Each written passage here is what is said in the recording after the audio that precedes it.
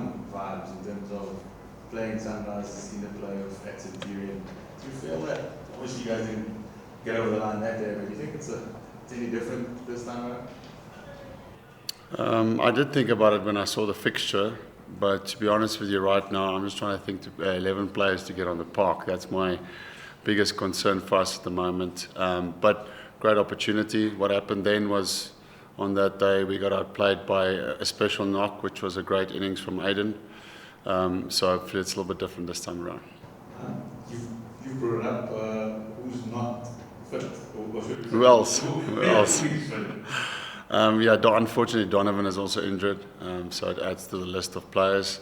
Not great in terms of, especially balance, man. It's been the biggest challenge for us this season, as every injury makes such a big difference to the balance of the team, and one injury brings 2 changes here, 3 changes there. So obviously, I think especially with the ball this year, he's been particularly good for us, offensively and defensively. He's been a real almost trump card for me, a little golden arm. So we're going to miss his overs, and especially after a knock like the other night, for his own confidence. We know what he has in his skill set as a batsman. If he was honest, he'd probably say he would have liked to do a little bit more this season, but when you see him bat like that, then you know the capabilities that he has as a player. So we'll miss him in that finishing role as well. Hey Faf, you speak about the injury of Donovan, obviously at this crucial time of the tournament. He's one guy that also has improved massively in his bowling, as well as batting, one of the leading goal run scorers last season. How big of a knock is this going into that match tomorrow? No, it's a big loss. I think so. For every injury, has felt like you definitely feel the weight of the injury. I think from a positive perspective, we've lost, I think, 5 bowlers already this season. But the guys who have stepped up really has been nothing short of remarkable. Luto Sepamla and Hardras Felinas come in, probably 3rd and 4th string picks in terms of the auction and backups. And so very much down the pecking order when it comes to the list of players that's been picked. But for the 2 of them, we've really stepped up. And that's the nature of sport. Is unfortunately injuries does feel like they come at a big cost, but on the flip side of it, creates an opportunity for someone else on the other side to either take it or not take it. So those 2 guys have done a great job of taking their opportunities. And similar tomorrow, someone would have to step up into big shoes of Donovan, but it's a great occasion on a great stage. If you make a play in a seem to be a big match, a knockout stages, and it also has great repercussions for that player. So yeah, I see it as a great opportunity for someone else. And you speak about Luto Sepamla, obviously also one of the impactful players so far in the tournament. He's been just getting brilliant wickets. Let's talk about the fact that he initially wasn't part of the squad, and then when he came in, what conversations did you have with him? Because Don did say that you are one guy that actually, motivates the youngsters in the team. Is there anything specific maybe that you did say to him that could have contributed to his performance so far in the tournament? Yeah, look, he's a fantastic kid. I think he has to take a lot of credit for, he's got an incredible head on his shoulders, very mature young cricketer. And for me, always, in every team that I play, it's just about making sure that whether a guy is young or coming in from the outside, is really just backing them and making feel like they do belong. I do something that really helps with the younger bowlers, especially when it comes to the unbowling, is clarity.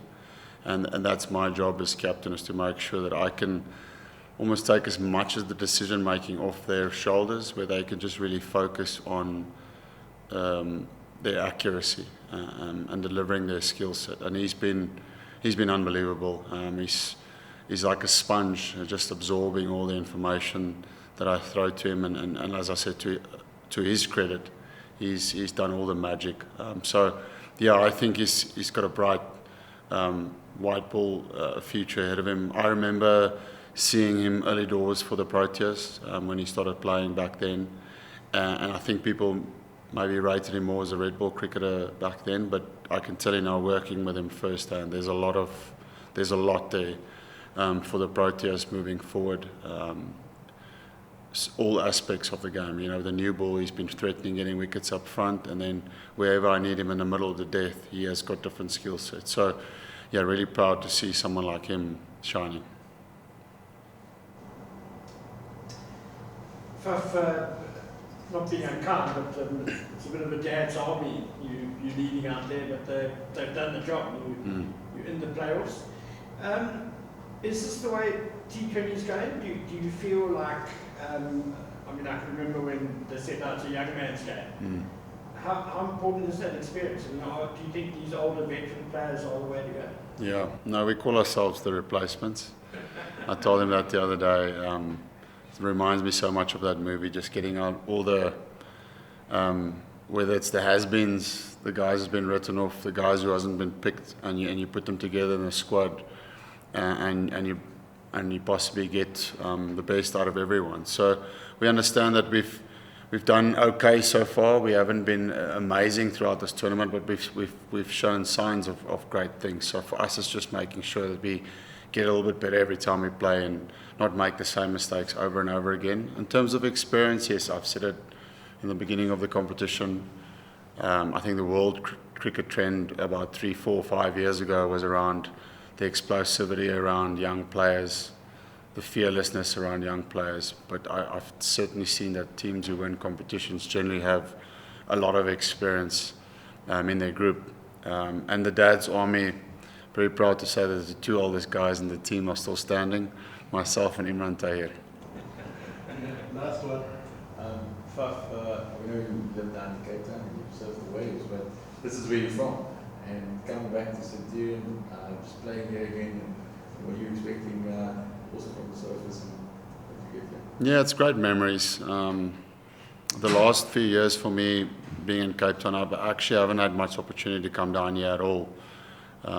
Post moving to Cape Town, it was only international cricket that brought me back to play cricket here. So with not playing domestic cricket, I don't get to come here often, and even when we play down here, you stay in Joburg and Sandton. So it's always nice coming back here. The venue, I think it's either going to be 2 wickets. You know, when we think of SuperSport Park, we think of these extreme roads and high-scoring venues. But I've certainly seen the other flip side of it.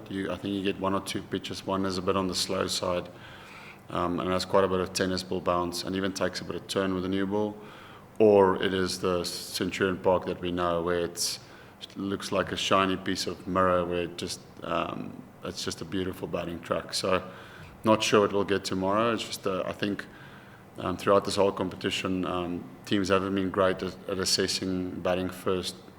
There's been a lot of great batting displays, batting second, but I think in general, if you look at the competition, batting first, sometimes we haven't got it right. So for us, whoever bats tomorrow first, it's about making the decisions better to get a competitive score to bowl at.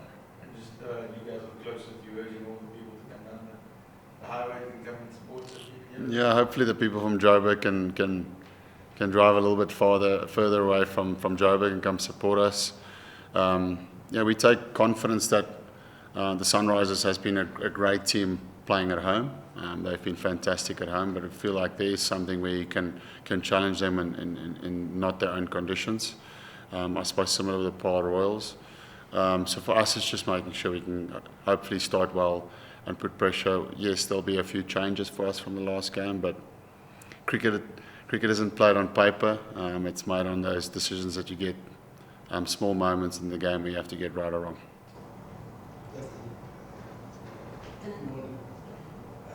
It's okay. He's Yeah. kind of answered. Okay. You're playing against the 2 times defending champions of this tournament. Surely there's some sort of pressure going into that match tomorrow. Do you have a specific game plan going into that match? If you played as many games of cricket as I have, you understand that pressure is a privilege. You know, we call it's an entry fee that you pay for a special occasion. So if you're not nervous,